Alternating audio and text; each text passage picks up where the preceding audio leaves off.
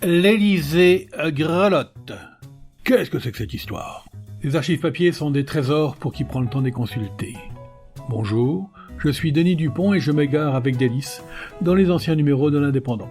Suivez-moi avec le podcast, je vous parle d'un temps. Nous apprenons donc, en octobre 1974, que l'Élysée grelotte, comme si l'histoire devait bégayer.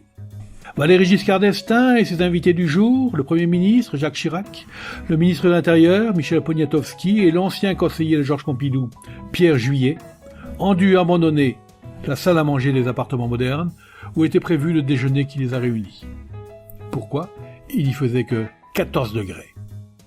Ils se sont repliés alors dans la bibliothèque où un feu de bois allumé dans la cheminée a fait remonter un peu le thermomètre. Car le palais de l'Élysée, où est appliquée impitoyablement la décision spartiate du chef de l'État, qui est pas de chauffage avant le 15 octobre ou avant les grands froids, est aujourd'hui l'un des endroits les plus froids de Paris.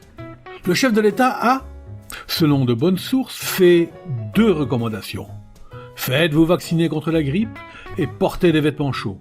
Si, délaissant la classique chemise et la cravate, vous arrivez en pull-over à col roulé, il ne vous sera pas tenu rigueur, bien au contraire. Le personnel, les membres du cabinet, comme les secrétaires, se sont donc armés de pieds en cap. Depuis plusieurs jours, les bureaux de l'Élysée offrent le surprenant spectacle de jeunes femmes emmitouflées dans un amoncellement de pullovers, de manteaux, voire de ponchos, des Andes, qui cherchent leurs doigts gourds sur les touches de leur machine à écrire, une activité réchauffante, ou qui remontent de temps en temps des boissons chaudes en regardant mélancoliquement la pluie qui tombe. Ah, c'est poétique, c'est beau, l'histoire se répète. C'était Je vous parle d'un temps, un podcast produit par l'Indépendant et proposé par Denis Dupont à retrouver ici même chaque semaine et peut-être même plus souvent.